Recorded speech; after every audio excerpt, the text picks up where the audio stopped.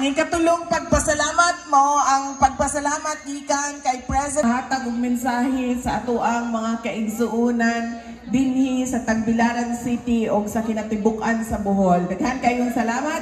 Palit ni og bugas. Kay di ba naami disaster operations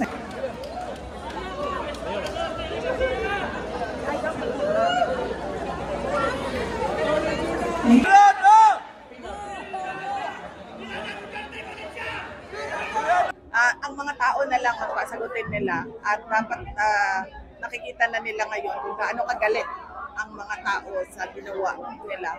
Una-una sa akin, sa impeachment at sa pagkidnap nila kay President Duterte. Kung tanungin nila ang mga tao, maiintindihan nila na naiintindihan ng mga tao at napapakita nila yon sa galit nila ngayon.